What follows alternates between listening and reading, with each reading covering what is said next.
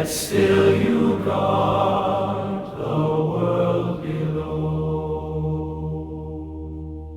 You do not love, you do not care, you sit upon your high stone chair, but where you watch the darkness breaks, and order holds for our own sakes.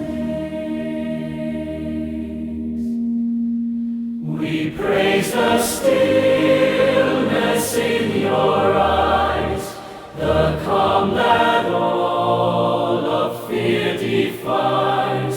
For though your heart is cold and free, your quiet keeps the storms at sea.